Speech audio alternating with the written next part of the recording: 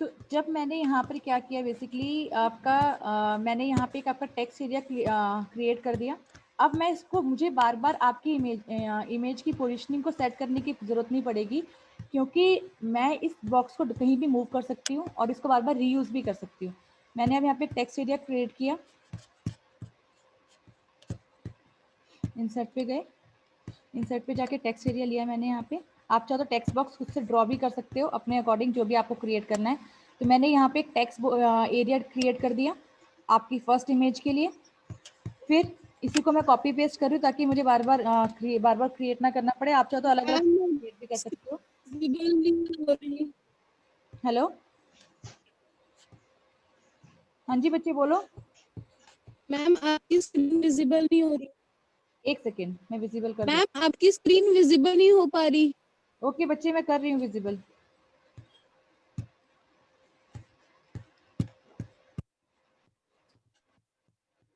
अब विजिबल है? करण विजिबल है? नो मैम, यस अब हो गई। हो गई है, चलिए जी। अब मैंने यहाँ पे टेक्स्ट एरिया सेलेक्ट किया। अब मैं एक और टेक्स्ट एरिया ले रही हूँ, इसकी पोजीशनिंग भी मैंने सेट कर दी है।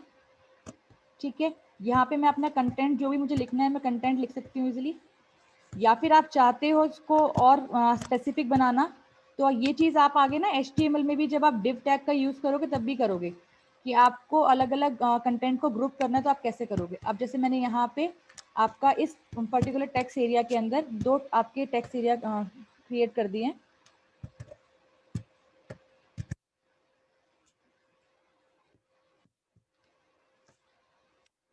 ठीक है, अब मैंने यहाँ पे क्या कर दिया, टेक्स्ट एरिया सेलेक्ट कर दिया।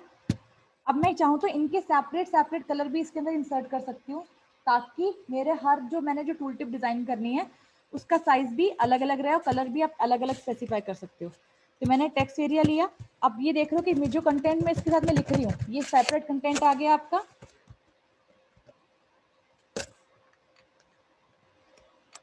ठीक है, अगर आपको चाहो तो इसकी पोजिशनिंग भी सेट कर सकते हो एक और ऐड करके इसके अंदर।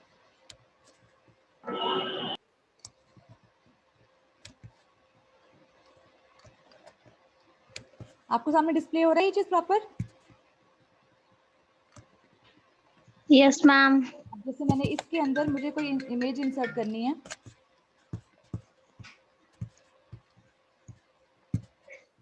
मैंने यहाँ पे एक पिक्चर इंसर्ट की।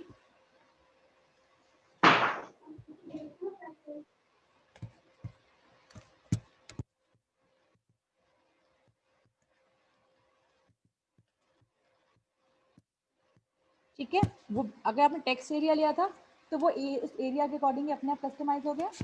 ठीक है, अब मुझे यहाँ पे जो भी कंटेंट लिखना है मैंने सेपरेट कंटेंट लिखा अपना। कंटेंट को छोटा बड़ा जैसे भी आपको करना है आप इजीली कर सकते हो। अपर केस में कन्वर्ट करना है, लोअर केस में कन्वर्ट करना है, ये मैंने आपको करवाया था अपनी फर्स्ट क्लास के अंदर।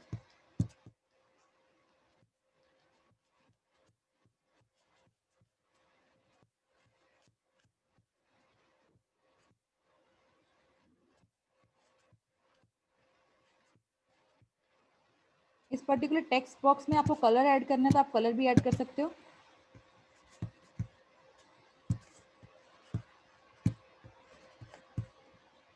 आपने इसको सेलेक्ट किया,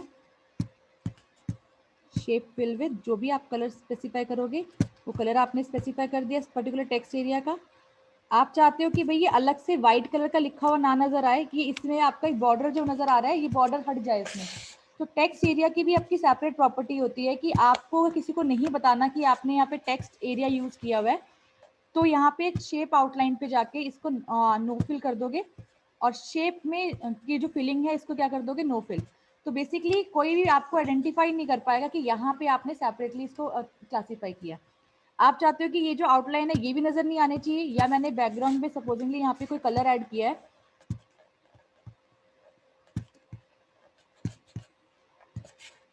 मैंने सब यहाँ पे जैसे आपका ये कलर ऐड किया। ठीक है, अब ये मेन आपकी हेडिंग हो गई द हिंदू। अब मैंने अलग से यहाँ पे एक आपका लिंक प्रोवाइड किया था कि पर्टिकुलर इमेज के बारे में आपका पर्टिकुलर पेज पे इंफॉर्मेशन मिल जाए। तो मैंने एक एग्जैक्टली ये टेक्स्ट एरिया क्लिक किया। अब मैंने इसी को कॉपी पेस्ट करके दूसरे एरिया क्रिएट कर देती हूँ। अब आप ये देख रहे हो कि जो भी मैंने फॉर्मेटिंग यहाँ पे यूज की है वो as it is copy paste हो गई। तो मुझे इसकी पोजीशनिंग सेट करने में या इसको प्लेस करने में कोई प्रॉब्लम नहीं हुई। मैंने जो फॉर्मेटिंग एक बार चूज की थी टेक्स्ट एरिया में, मैं उसी फॉर्मेटिंग को बार बार यूज कर सकती हूँ। तो जब भी कभी डॉक्यूमेंटेशन आपकी होती है या जब आप कोई डॉक्यूमेंट क्रिएट कर रहे हो तो सबसे इम्पॉर्टेंट होता है कि आपने उसकी फॉर्मेटिंग किस तरह सेट की है। ठीक है, या मैं बोलती हूँ कि भाई आप लोगों को एक बुक डिजाइन करनी है या आप अपने यहाँ पे कोई बुक्स के सैंपल भी देख सकते हो। आपके अलग अलग कॉलम वाइज टाइपिंग हो रखी होती है, इमेज की पोजीशनिंग प्रॉपर सेट हो रखी है, आपके अंदर वहाँ पे जस्टिफाई आपने किसी कंटेंट को किया हुआ है। तो अब आप ये देख रहे हो कि मेरे पास ऐसे ऑप्शंस अवेलेबल हो गए। इसी को मैं एक बार और पेस्ट कर देती हूँ।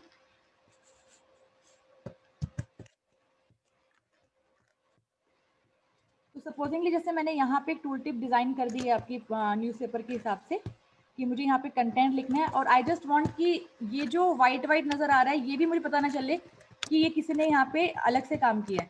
तो मैं इसको भी कस्टमाइज कर सकती हूँ।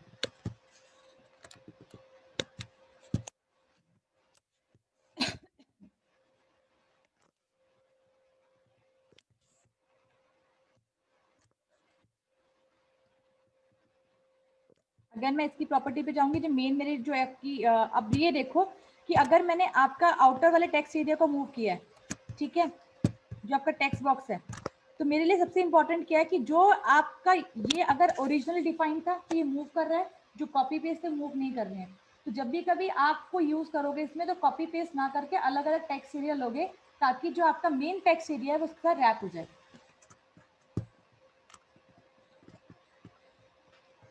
ठीक है,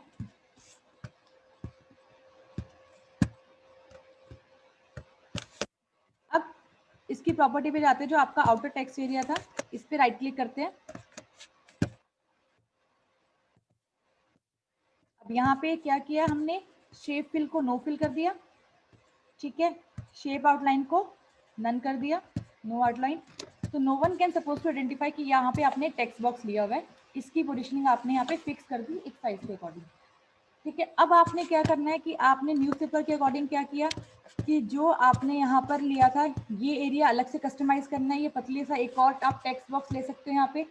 ठीक है, फिर यहाँ पे आपका एक आपने अलग से टेक्स्ट एरिया क्रिएट किया, फिर एक और टेक्स्ट एरिया क्रिएट किया अपने कंटेंट को लिखने के लिए। और जब कभी भी आपको अपने न्यूज़पेपर के फॉर्मेट में कुछ और एडिटिंग करनी है या आपको न्यूज़पेपर डिजाइन करना है तो आपके पास लेआउट डिजाइन है, सिर्फ आपको इमेज चेंज करनी है और कंटेंट चेंज करना है। लेआउट आपका एज इट इज रहता है। इस काम को करने के लिए हम पेज मेकर सॉफ्टवेयर का यूज करते हैं। पेज मेकर के सॉफ्टवेयर में क्या होता है कि बाय डिफॉल्ट फॉर्मेट बने हुए होते हैं, वहां सिर्फ हमें आगे कट पेस्ट करके अपना आर्टिकल को रखना होता है। तो यही काम आप चाहो तो अपने नोट पे आपके वर्ड एमएस वर्ड में डिजाइन कर सकते हैं। क्लियर है ये चीज आपको? कोई डाउट? कोई डाउट किसी का बेटा?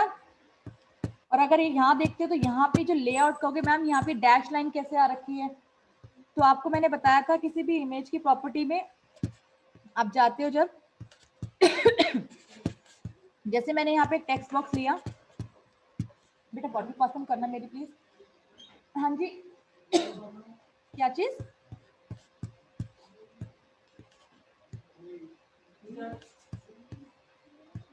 नहीं बेटा सैनिटाइजर है, क्योंकि मैंने यहाँ पे लिखा नहीं था ना कंटेंट आपका। जो आपने कंटेंट लिखना है आप अपने अकॉर्डिंग कस्टमाइज कर सकते हो और इसकी पोजीशनिंग भी सेट कर सकते हो। मैंने यहाँ पे टेक्स्ट बॉक्स लिया था तो इसके लिए मैं यहाँ पे भी एक टेक्स्ट बॉक्स ले सकती हूँ। Thank you.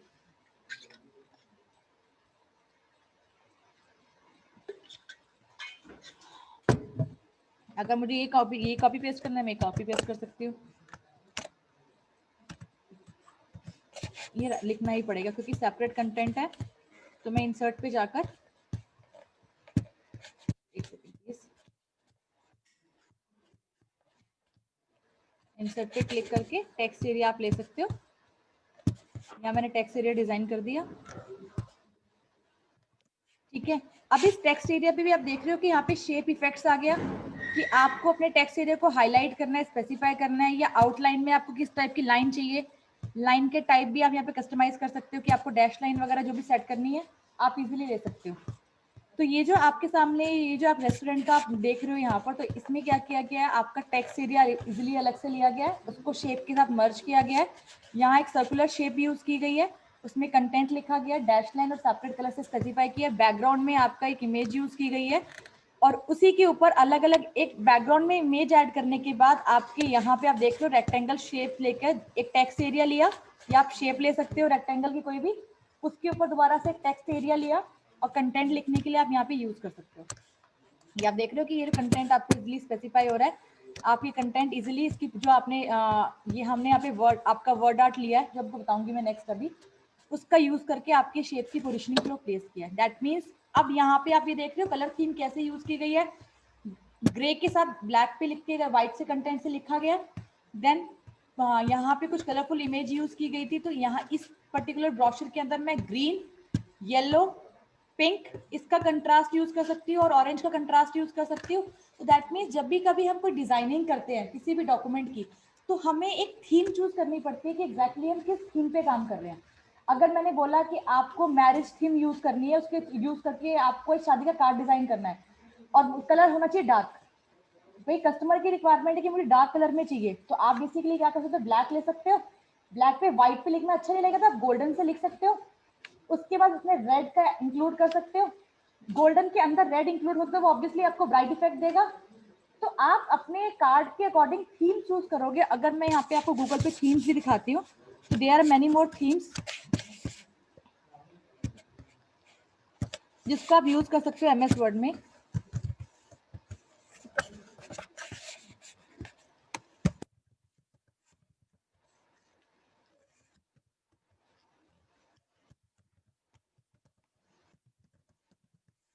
जैसे मैंने यहाँ पे स्कूल के लिए थीम चूज कर लिया, ठीक है।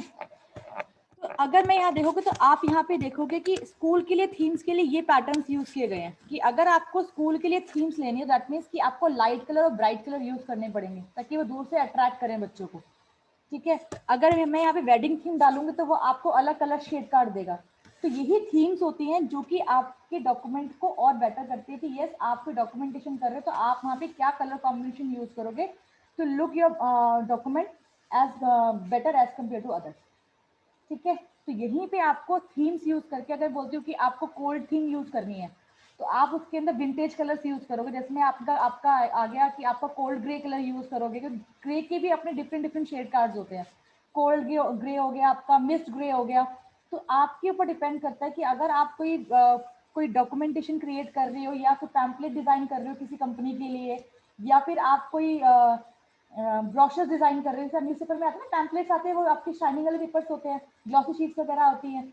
अब उनकी क्वालिटी देखते हो कि उसमें एक प्रॉपर थीम ही यूज की जाती है, क्योंकि पब्लिशिंग हाउस के अंदर अगर आप लोग जाते हो, अगर किसी आप में से किसी को पब्लिशिंग हाउस में जॉब करने का चांस मिलता है या जॉब करता है, तो they are working on themes कि भाई किस चीज़ का आपका थीम पे काम कर रहे हो और आपको उसके अकॉर्डिंगली डिजाइनिंग करनी होती है। अगर मैं बोलती हूँ किसी की आपको क्रिमिनेशन का बनाना है तो ऑब्वियसली आप उसमें लाइट कलर यूज करोगे, कोशिश करोगे डल कलर का यूज करें, ब्राइट कलर यूज नहीं करोगे। किसी का वेलकम पार्टी इनोग्रेशन कर रहे हो या कोई आपने किसी की रिटायरमेंट पार्टी प्लान कर रहे हो, तो you are using separate thing कि हाँ जी आपको उसमें कौन कौन से कलर्स यूज करने हैं। तो ये कलर पैलेट का आपको बैलेंस करना आना चाहिए कि यस कि अगर आप कोई पर्टिकुलर थीम यूज कर रहे हो तो उसमें क्या कॉम्बिनेशन और क्या कलर्स आप लोग उसमें यूज करोगे। क्लियर है ये चीज आप सभी को? कोई डाउट किसी को? क्लास कोई doubt? Class any questions? Okay, so mute है. No, ma'am. Okay, now move to next topic. Next topic में हमारा है आपका इंसर्ट मेन्यू के अंदर ही आपके पास ऑप्शन होता है, यहाँ पे आपको टेक्स्ट बॉक्स क्लियर हो गया आपको। नेक्स्ट आपका आता है क्विक पार्ट, जिसके अंदर अगर आपको ऑटो टेक्स्ट एक्टिवेट अगर आप करते हो तो कोई टाइपिंग आप करते करते कुछ एरर आ जाए तो वो आप ऑटो टेक्स्ट पे जाके उसकी जो आपकी डिक्शनरी वर्ड्स अवेलेबल होते हैं आप उसको एज इट इज यूज कर सकते हो, ठीक है। बिल्डिंग ब्लॉक्स के अंदर यहाँ पे आप देखते हो कि आपके पास बहुत सारे फॉर्मेट्स अवेलेबल होते हैं प्री डिफाइंड, जिसको जैसे आप डॉक्यूमेंटेशन में देख रहे हो, यहाँ पे नजर आ रहा है आपको कि आपको लाइंस के आर्क्स का यूज करके आपका फर्स्ट पेज डिजाइन कर दिया कि भाई फर्स्ट पेज कुछ इस टाइप का होना चाहिए, या मैं जो कलर यूज कर रही हूँ वो ये वाले कलर्स जो अपने डॉक्यूमेंटेशन में यूज कर रही हूँ, ठीक है। आप ये देखो इस डॉक्यूमेंट की आपका फर्स्ट पेज है, अलग अलग आपके टेक्स्ट बॉक्स को या फिर आप कह सकते हो शेप्स को कंबाइन कर दिया गया यहाँ पर। बैकग्राउंड में आपका एक वन साइडेड आपका आपने चाहो यहाँ पे चाहो तो आप एक रेक्टेंगल यूज कर सकते हो या टेक्स्ट एरिया यूज कर सकते हो। अगर आपको इसके अंदर भी कंटेंट लिखना है अलग अलग जगह पे, तो हम बेसिकली क्या करेंगे, इस हाफ में जो ग्रीन आपका ये जो आपको ऑलिव ग्रीन यूज किया गया है यहाँ पर, तो हमने यहाँ पे टेक्स्ट एरिया यूज किया गया है, और टेक्स्ट एरिया के अंदर हमने एक और एरिया यूज किया जिसमें आप इमेज को प्लेस कर सकते हो, और एक एरिया यूज किया गया जहाँ पे आपको टाइटल लिखना है। तो ये आपके प्री डिफाइंड आपको बहुत सारे आपको ब्लॉक्स मिल जाएंगे यहाँ पे, जिसको आप डॉक्यूमेंटेशन के अंदर यूज कर सकते हो। It's totally depend on you कि अगर आपको कोई इक्वेशंस यूज करनी है, कुछ भी करनी है, तो आपके पास बिल्डिंग ब्लॉक्स अवेलेबल हैं जिसका आप यूज कर सकते हो। क्लियर है? वो आपके फॉर्मेट्स लेने आप यहाँ से ले सकते हो। Now moves to next is word art. Word art basically क्या होता है कि किसी कंटेंट को आपको अलग से हाईलाइट करना है या हेडिंग क्रिएट करनी है वर्ड आर्ट के थ्रू, या आप उसमें चाहते हो कि आपका फर्स्ट पेज, बेसिकली हम वर्ड आर्ट का यूज कहाँ करते हैं, जब हम अपने डॉक्यूमेंट का फर्स्ट पेज क्रिएट कर रहे होते हैं, क्योंकि बाकी तो हमारी डॉक्यूमेंटेशन में टाइपिंग का काम होता है, और टाइपिंग में हम बेसिकली अवॉइड करते हैं आपका वर्ड आर्ट, क्योंकि वर्ड आर्ट सिर्फ हेडिंग के लिए, किसी कंटेंट को हाईलाइट करने के लिए या इफेक्ट देने के लिए हम यूज करते हैं। तो आपको यहाँ पे जो भी आपने सपोजली, मैंने यहाँ पे टाइप ऑफ वायरस टॉपिक जो मैंने यहाँ पे हेडिंग यूज की है, इसको मुझे यहाँ पे वर्ड आर्ट में मैंने इसको कन्वर्ट कर दिया, तो मुझे इसके नीचे आपको बेसिकली आपको इफेक्ट्स चाहिए, आप इफेक्ट्स यूज कर सकते हो। वर्ड आर्ट का यूज मैक्सिमम आपका पावर पॉइंट की प्रेजेंटेशन में होता है, जहाँ पे आप इफेक्ट्स के थ्रू या स्लाइड्स के थ्रू अपने जो भी आपको प्रेजेंटेशन देनी होती है वहाँ पे समझाते हो, ताकि इट्स मोर लुक अट्रैक्टिव, कि आपकी जितने भी आपके व्यूअर्स हैं उनका फोकस आपकी स्क्रीन पे रहे, हम यूज करते हैं। आप एमएस वर्ड में भी इसका यूज कर सकते हो। अगेन इसमें ऑप्शंस अवेलेबल है कि आपको टेक्स्ट फिल भी कर सकते हो, कि आपके टेक्स्ट के अंदर कंटेंट जो है उसका कौन सा कलर चाहिए, आप कलर अभी चेंज कर सकते हो। ठीक है, फिर आपके पास नेक्स्ट एरिया की टेक्स्ट का जो आपका अलाइन टेक्स्ट है उसका कलर चेंज करना है आपको। तो जो भी आपको इफेक्ट, जो टेक्स्ट की लाइन जो आपको नजर आ रही है ये आपकी ऑरेंज कलर में हो गई है। फिर आपका टेक्स्ट का वो ग्लो करना है, आपको 3D इफेक्ट डालना है, जो भी इफेक्ट डालना है आप यहाँ पे डाल सकते हो। तो ये 3 मोड्स हमारे पास वर्ड स्टाइल के अवेलेबल होते हैं। पहला होता है आपका कलर को, टेक्स्ट को फिल करने के लिए, सेकेंड होता है आपका आउटलाइन को फिल करने के लिए, और थर्ड होता है कि इसके अंदर इफेक्ट्स डालने के लिए, जो इफेक्ट्स आपके हैं, शेडो डालना है आपको, रिफ्लेक्शन डालना है, ग्लो डालना है आपका, ठीक है, या 3D रोटेट करना है किसी कंटेंट को, या ट्रांसफॉर्म करना है कि आपको पर्टिकुलर एक रोटेशन में आपको कंटेंट लिखना है। तो अगर आप चाहो तो इसको, बहुत सारे फॉर्मेट्स यहाँ पे अवेलेबल है, आप यहाँ पे देख सकते हो ट्रांसफॉर्म में जाके कि आपको किस शेप में आपके कंटेंट को यू शेप में लिखना है, आप यहाँ पे देख सकते हैं। वेव फॉर्मेट में लिखना है तो आप वेव फॉर्मेट लिख सकते हो, सर्कुलेट फॉर्मेट में सर्कुलेट फॉर्मेट में लिख सकते हो। तो दीज आर द इफेक्ट्स जो आपको यहाँ पे यूज कर सकते हो। सर्कुलेटरी वे में लिखना, सर्कुलेटरी वे में लिख सकते हो। ठीक है, यहाँ बहुत सारे फाइल फॉर्मेट्स अवेलेबल हैं, आप देख सकते हो, जिनका आप इस्तेमाल कर सकते हो अपने डॉक्यूमेंटेशन के अंदर। क्लियर है ये चीज आपको? तो दीज आर द इफेक्ट्स जो कि हम आपका वर्ड स्टाइल्स के थ्रू यूज करते हैं। Now moves to next is text direction. Text direction का यूज क्या होता है, आपको पता है कि अगर आपको डायरेक्शन चेंज करनी होती है किसी टेक्स्ट की, ये जरूरी नहीं है कि आप वो चीज टेबल के अंदर ही इंप्लीमेंट करें। इट्स नॉट कंपल्सरी कि आपकी टेक्स्ट डायरेक्शन सिर्फ टेबल के अंदर होती है, कि मैंने आपको टेबल में करवाई थी पहले। आप इसको चाहो तो किसी पैराग्राफ की डायरेक्शन चेंज करनी है, आपने पैराग्राफ को सिलेक्ट किया, टेक्स्ट डायरेक्शन पे गए और उसकी डायरेक्शन चेंज कर दी गई। अब इसका यूज कब करते हो, जब आप अपना टेक्स्ट एरिया लेते हो। अब टेक्स्ट एरिया में आपने कंटेंट लिख दिया, कुछ कंटेंट को आपको हॉरिजॉन्टल लिखना है, कहीं को आपको वर्टिकल लिखना है, तो आपने यहाँ पे सेलेक्ट किया। ठीक है, हाँ जी सर, एक सेकेंड प्लीज। इन्विजिलेटर के नाम, ईमेल आईडी, फोन नंबर ये चाहिए। 15 मिनट दे दूँ आपको? कैसे आपके पास है? तो आपकी होगी ना मुझे? नहीं मेरे को ना ब्लैंक में ये हेडिंग डाल के ये ब्लैंक फॉर्मेट देना आपको? ब्लैंक फॉर्मेट दे दो, ताकि सारे टीचरों को साइन तो करवाना है। नाम, ईमेल आईडी हमें क्या पता कौन सी है। मैं आपको 10 मिनट दे दूँ, बस क्लास माइंड अप कर दूँगी 10 मिनट में। ये जो भी करोगे टाइम बाउंड 2 बजे तक कर दूंगा। मैं अभी दे दूँगी बस आपको, 10 मिनट में क्लास माइंड अप करके दे दूँगी आपको। अच्छा, एक तो ये है कि वो एक supervisor name, email ID, phone number. Supervisor में तो यहाँ से आप अपने जो भी आपने कंटेंट सेलेक्ट किया है आप उसकी डिजाइनिंग चेंज कर सकते हो, उसकी पोजीशनिंग को मूव कर सकते हो। बीच में इंटरप्ट कर देते हैं। चलिए जी, क्लियर है ये चीज। तो आप चाहो तो अपने जो भी आपने सपोजिंगली आपने क्विक स्टाइल चूज किया है, आप उसकी पोजीशनिंग सेट करके इसकी पोजीशनिंग को चेंज भी कर सकते हो, जो भी आपको मूव करना हो।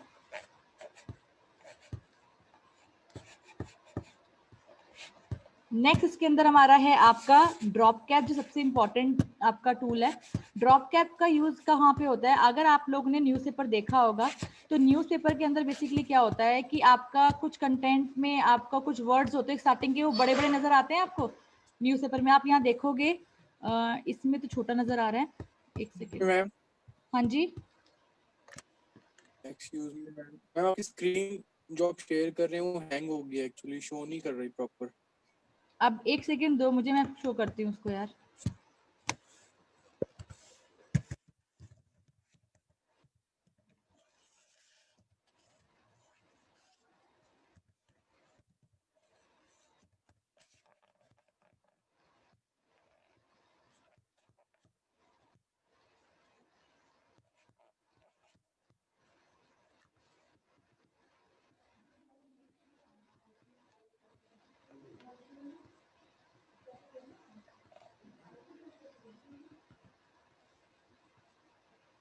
ये सारे कंटेंट ही स्मॉल में लिखे हुए आ रहे हैं, कोई ड्रॉप कैप का एग्जांपल ही नहीं मिल रहा है मुझे।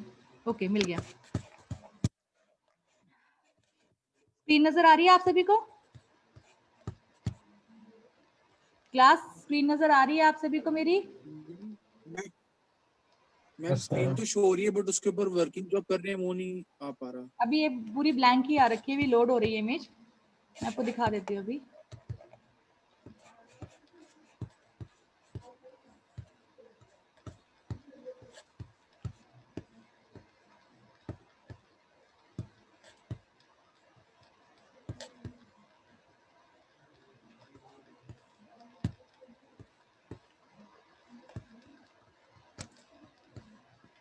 ये न्यूज़पेपर का आपको आर्टिकल नजर आ रहा है? ये आर्टिकल नजर आ रहा है? No ma'am. No ma'am. Types of computer virus लिखा है, बस वही आ रहा है। एक सेकेंड मैं No, इसको मैम, खुद नहीं आ की रहा। स्क्रीन आपकी शो कर देती हूँ।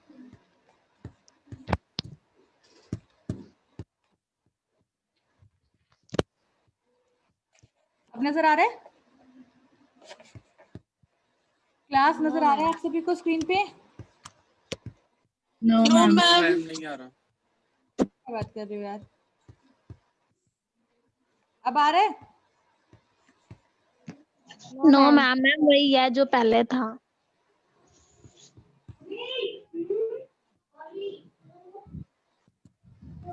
अब आ रहा है? Yes yes ma'am. Ma'am. Yes ma'am. आप देख रहे हो कि इस न्यूज़पेपर में एक ये वर्ड आ रहा है यहाँ पे जो बहुत बड़ा सा लिखा हुआ आ रहा है। दैट मीन्स किसी पैराग्राफ की स्टार्टिंग में आप चाहो तो किसी वर्ड को ड्रॉप कैप कर सकते हो। तो ये जो इफेक्ट नजर आ रहा है, मेरा कर्सर देख रहे हो आप लोग?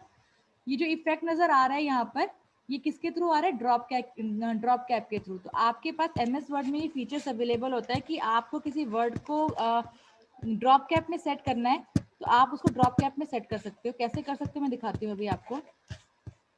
सपोजिंगली मैंने यहाँ पैराग्राफ लिखा है, यहाँ पे ये पैराग्राफ आपके सामने डिस्प्ले हो रहा है। स्क्रीन विजिबल है बच्चे? स्क्रीन विजिबल है आप सभी को? Yes ma'am.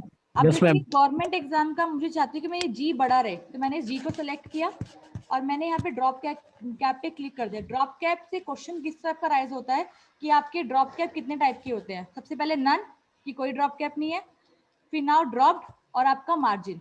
अब मैंने यहाँ पे ड्रॉप पे क्लिक किया तो जो भी अगर मैंने जो वर्ड सेलेक्ट किया तो वो आपका ऑटोमेटिकली क्या हो जाएगा? बड़ा हो जाएगा।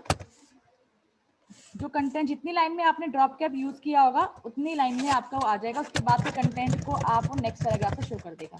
तो दैट मीन्स कि अगर आप चाहो तो किसी पैराग्राफ में किसी वर्ड को बड़ा करना हो तो यूजिंग ड्रॉप कैप उसको बड़ा कर सकते हो। Is that clear to everyone? Clear है ये चीज आपको बच्चे? Yes ma'am. मैं आज की क्लास अभी यहीं पे स्टॉप कर रही हूँ क्योंकि यहाँ पे ITI में विजिट है। तो नेक्स्ट क्लास में कल मैं आपको इक्वेशन डिजाइनिंग सिखाऊंगी और सिंबल्स का यूज बताऊंगी कि आप कैसे कैसे इक्वेशंस और सिंबल्स का यूज कर सकते हैं। क्लियर है ये चीज आप सभी को? जो मैंने आज आपको करवाया उसमें कोई डाउट Yes, किसी ma'am. बच्चे को? No ma'am. हेलो, कोई डाउट किसी को बच्चे? नो मैम, कोई डाउट नहीं। ठीक है, तो आप अब जो भी प्रैक्टिकल के लिए आओगे। अच्छा, एक चीज और कि आप लोगों के बैच ना मैं रीग्रुप कर रही हूँ। अब आपको वीक में 2 बार आना पड़ेगा इंस्टेड ऑफ 1 टाइम। तो आपके ग्रुप में 2020 का ग्रुप बना रही हूँ ताकि आपकी रिपीटेशन रहे कि आप जैसे एक बैच मंडे आया है 20 बच्चों का, वो आपका वेडनेसडे रिपीट होगा। हाँ जी, वॉइस मैम बीच में कट गई थी आपकी। बेटा अटेंडेंस क्यों सेंड करो जब मैंने अटेंडेंस ले ली है तो?